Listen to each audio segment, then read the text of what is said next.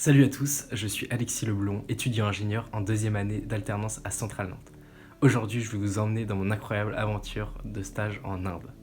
Comme beaucoup, la recherche de stage a été une sacrée épreuve. Seulement un mois et demi avant la date officielle de départ, je me retrouve à avoir le choix entre partir au Portugal avec mon entreprise d'alternance ou me lancer dans un stage en Inde, au Rajasthan, dans la ville de Jaipur. C'est une rencontre avec un ancien élève, désormais dans la vie active, qui m'a offert cette opportunité. J'avais une curiosité grandissante pour ce pays, alors cet échange arrivait au bon moment. J'ai contacté l'entreprise chez qui il avait travaillé et j'ai eu une réponse positive en moins de 2 jours. Il faut dire que les démarches administratives sont extrêmement rapides en Inde. Pour le visa, je l'ai eu en moins de 2 semaines et j'étais prêt à embarquer après. Il m'a fallu toutefois un bon panel de vaccins, histoire de revenir en bonne santé. C'est principalement vis-à-vis de l'eau non potable qu'il faut se méfier. Et j'ai donc fait un vaccin contre l'hépatite A ainsi que la typhoïde. Pour ce qui est du paludisme, qui est assez répandu en Inde, il n'y avait pas de moyen de vaccination, seulement des bombes anti-moustiques. Les premiers jours en Inde sont une véritable aventure en soi. À cause de la mousson, je mets 8 heures à arriver au lieu de 4. Heureusement, à 21h, certaines boutiques sont encore ouvertes et je peux me munir assez rapidement d'une carte SIM, me renseigner sur les transports sur place et la façon de se nourrir. Dès le deuxième jour, je décide de me promener dans les rues alentours et ce qui me choque directement, c'est la circulation. À un moment, je me retrouve face à une route pour atteindre un parc et je suis vraiment désespéré pour la traverser. Heureusement pour moi, il y a une vache qui me donne un coup de main et toutes les voitures s'arrêtent. Alors je la suis. Les semaines suivantes, j'ai pris le coup de main et je ne m'arrêtais pas. En fait, je suivais le flux. C'est comme ça que ça marche. On ne s'arrête pas, on ne freine pas. D'un point de vue extérieur, ça peut sembler presque sans règles, anarchique, mais les habitants ont leur propre code et se comprennent très bien. Les klaxons incessants sont en fait une manière de communiquer, de prévenir que l'on double par exemple. Et à l'arrière de tous les camions, il y a d'ailleurs indiqué « klaxonne-moi s'il te plaît ». En dehors de cette effervescence qui peut en frigorifier plus d'un, ce qui a été chaleureux, c'est l'accueil qu'on m'a réservé. La plupart des habitants étaient vraiment généreux et ouverts à la discussion. Je mets toutefois des nuances sur les vendeurs qui, avant que je prenne le coup de main sur la négociation, étaient de vrais carnassiers. Il m'a donc fallu quasiment 2 semaines pour assimiler la majorité des codes et pouvoir profiter de la vie pleinement sur place.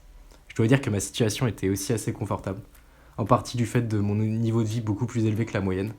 $1 est équivalent à 110 roupies, on peut donc se nourrir vraiment convenablement, ou bien même traverser toute la ville en taxi avec seulement $1.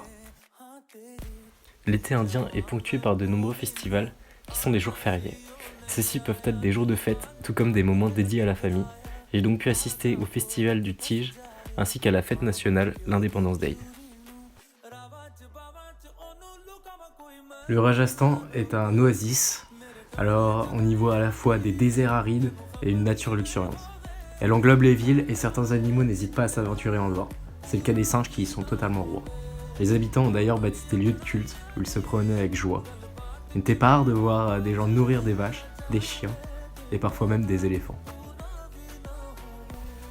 Dans les rues, les singes pouvaient aller jusqu'à se balader par groupe de 15, et contrairement aux chiens et vaches qui végétaient la plupart du temps, ceux-ci étaient des vrais petits cabris, donc pas eu de mal à filmer leurs exploits.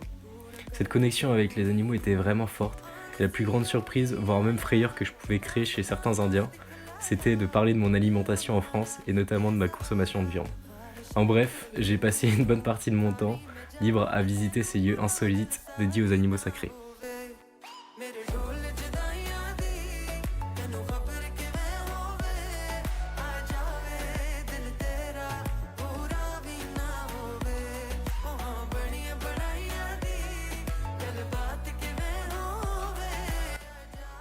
L'un des moments forts de mon stage a été la découverte de l'usine à Jaipur.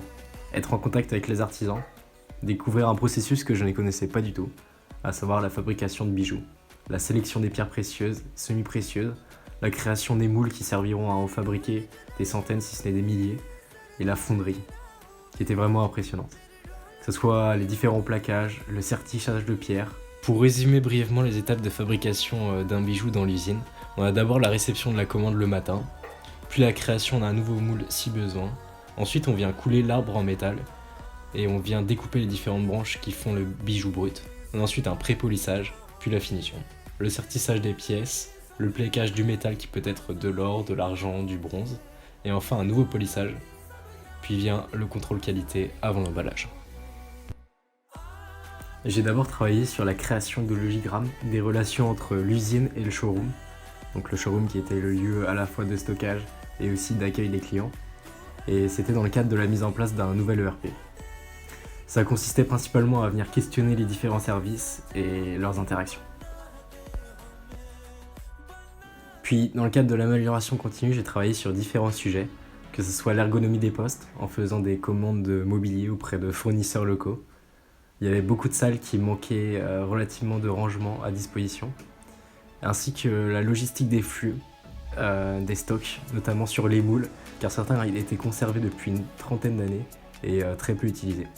Et enfin, j'ai travaillé principalement en qualité à l'amélioration de la circulation des réparations sur les échantillons clients, qui sont finalement très fréquents en bijouterie.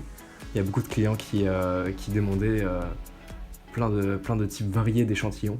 Et lorsque ceci n'était pas à la correspondance, il y avait un réel gain de temps de faire une modification plutôt que de créer un nouveau produit de A à Z. Et il y avait une journée par semaine que je passais au showroom où j'avais parfois l'occasion avec le dirigeant de discuter de décisions stratégiques pour cibler des prospects européens.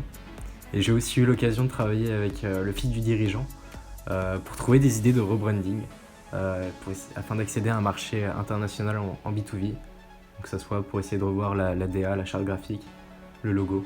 Et c'était vraiment intéressant de pouvoir travailler justement avec cette partie plus design, plus visuel. C'était vraiment une découverte. Pour ce qui est de l'expérience professionnelle, je dois dire qu'au début elle a été un peu décevante.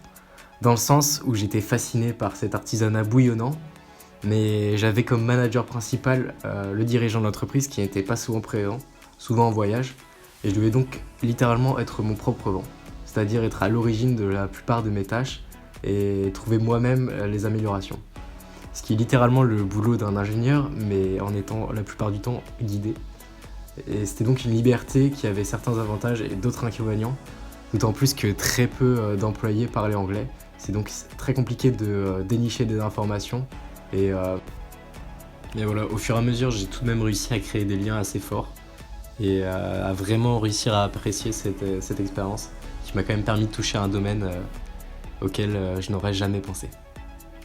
Pour ce qui est des différences culturelles en entreprise, elles sont multiples. Et ce qui est assez frappant déjà, c'est la hiérarchie selon les échelons. Donc on le voit notamment à travers le fait que dans les bureaux des responsables, il y a un bouton pour appeler une personne qui est dédiée à servir le thé et le café. Et on a aussi vraiment la sensation que les employés font tout pour libérer le plus rapidement possible le bureau des supérieurs. Et donc un respect de la hiérarchie qui est flagrant. Ensuite, il n'y a pas forcément de machine à café. Comme je le disais avant, c'est vraiment le thé qui est très important. Et on a une personne dont c'est le métier justement de faire le thé pour tous les employés. Pour ce qui est des horaires ensuite, ils ne sont pas forcément fixes. Donc ça pose pas problème si un employé arrive 15 ou 20 minutes plus tard, c'est arrivé assez fréquemment. Mais par contre, les horaires sont beaucoup plus longs qu'en France. On est à 9 heures par semaine et avec le samedi qui est travaillé. Il y a une pause uniquement de 30 minutes le midi pour manger. Et c'est la seule vraie pause de la journée. Ensuite, il y a très peu de réunions planifiées. Pas forcément de réunions entre les services. Et ce qui est surtout particulièrement surprenant pour une usine, c'est le matin, il n'y a pas de regroupement pour savoir ce qui s'est mal passé la veille. Et ensuite, pour ce qui est des outils de communication, c'est WhatsApp qui est vraiment utilisé dans toute l'entreprise. Et pour ce qui est du niveau anglais, il était vraiment très très bas par rapport à ce que j'avais en tête.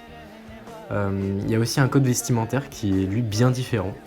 Donc il n'y a pas de code fixe, mais ce qui est tout de même assez remarquable, c'est que les employés travaillent tous en tongs ou sandales, sauf les hauts responsables qui sont en chaussures.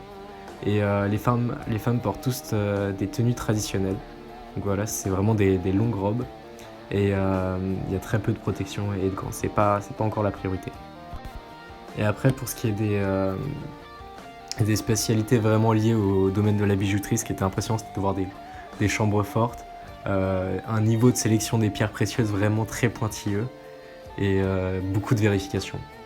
Et pour autant, une vraie confiance envers les personnes qui travaillent justement auprès de ces pierres précieuses ou qui travaillaient l'or par exemple. J'ai vraiment apprécié ce défi de partir en Inde et je pense que je l'ai apprécié pleinement, pas forcément en entreprise, Parce que voilà, comme je vous l'ai dit précédemment, il y avait la difficulté, la barrière de la langue qui était forte avec beaucoup de personnes, malgré Google Traduction ou tout ce que l'on peut croire. Mais par contre, j'ai vraiment apprécié tous les moments qui pouvaient être en dehors, qui ont été aussi une véritable bouffée d'air frais. Donc j'ai vraiment pu faire des belles rencontres tout au long de ce voyage et sillonner le Rajasthan et profiter de toutes les opportunités qui s'offraient à moi. Et je vous remercie d'avoir regardé ma vidéo de stage.